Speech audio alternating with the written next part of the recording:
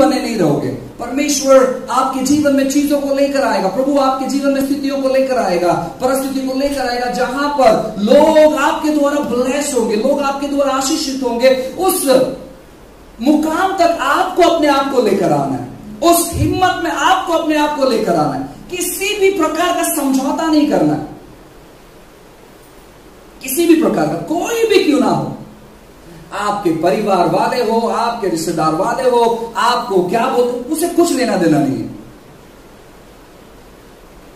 मेरे जो रिलेटिव्स है, रिश्तेदार है, जब से हमारा शादी हुआ है, कुछ लोग तब से बुला रहे हैं हमें, लगभग आज 12 साल हो गया, हम नहीं जाते मिलने के लिए उनको। कारण क्या है, जाके मिलके करेंगे क्या? हाँ, अगर आप मुझे इजाजत देते हो वहां पर लोगों को इकट्ठा करके प्रार्थना करने के लिए, मैं तैयार हूं आने के लिए। लेकिन अगर आप अपना बकवास मुझे सुनाना चाहते हो, मेरे पास समय नहीं। अभी लोग बोलते हैं ये व्यक्ति बहुत घमंडी है, लोग क्या बोलते हैं मुझे कुछ लेना देना नहीं। मुझे मेरा काम बहुत महत्वपूर्ण है और मुझे उसी की ओर फोकस करना। मैं गांव किसी के भी नहीं जाता हूं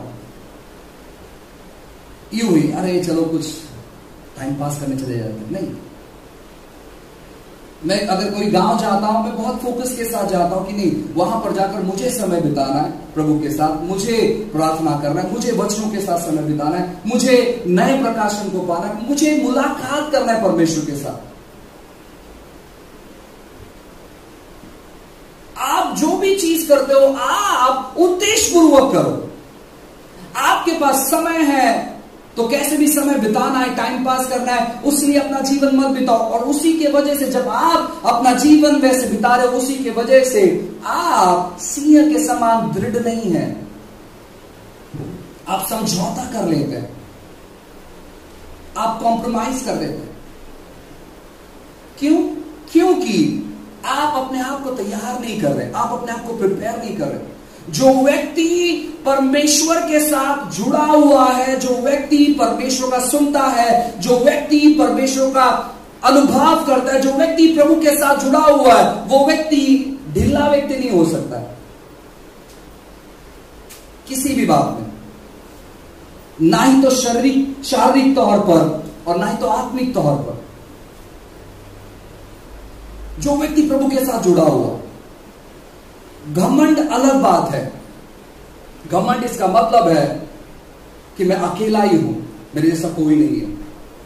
विश्वास इसका मतलब है कि मैं ये कर सकता हूं, प्रभु ने मुझे क्षमता दिया है करने के लिए।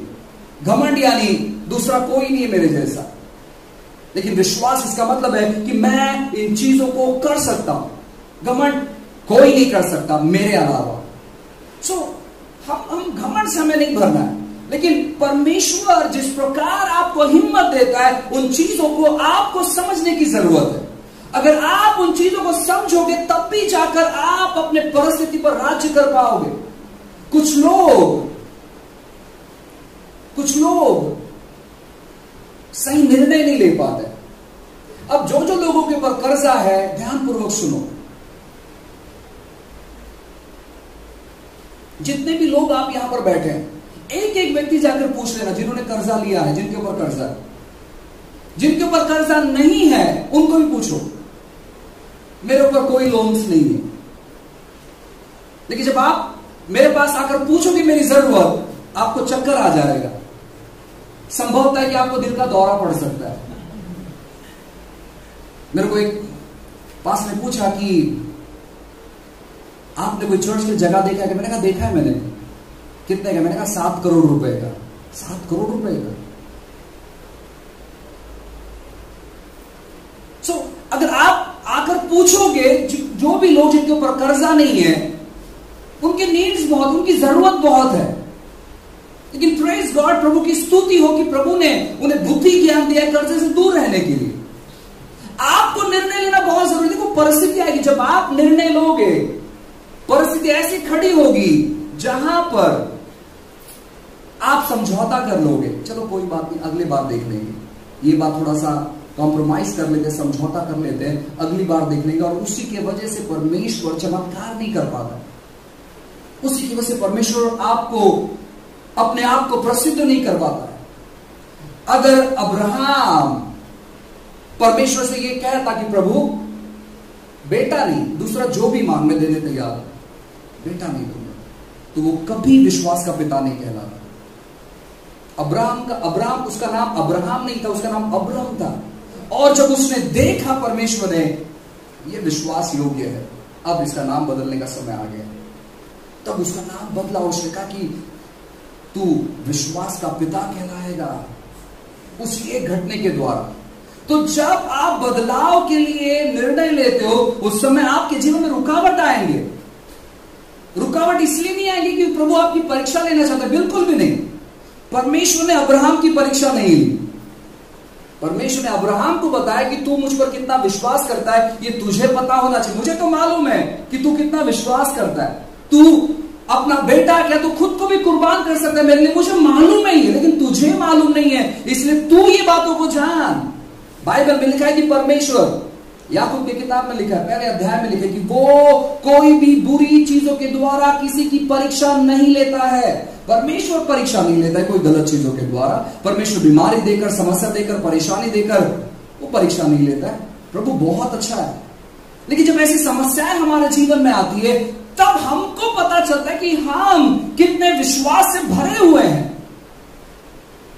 जब आप निर्णय लेते हो कि मैं इसके बाद कभी किससे कर्जा नहीं मांगूंगा, स्थिति आएगी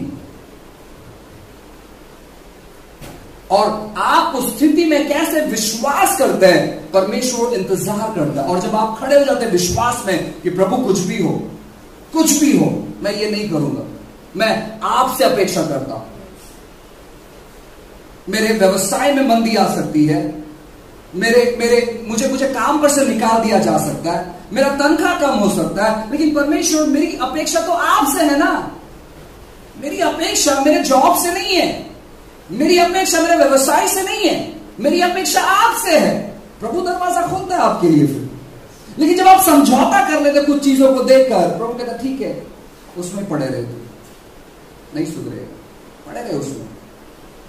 और हम बहुत सारे उसमें ही पड़े, हम निकलते ही नहीं है, हम निकलते ही नहीं बाहर। निर्णय आप लो, काम वो करेगा। डिसीजन आप लो, काम वो करेगा। उसने आपको चुना है, वो आपको हर चीज में मदद करने तैयार है। बस आप निर्णय तो लेकर देखो, डिसीजंस लेकर देखो। और निर्णय कब होगा मालूम है? जब ऐसी स्थिति आएगी। जब तक आपके जीवन में ऐसी स्थिति नहीं आती है, तब तक आपकी बढ़ोतरी नहीं होती है। जब आपके जीवन में ऐसी स्थिति आती है, तो परमेश्वर अपेक्षा करता है कि ये मुझे काम करने के लिए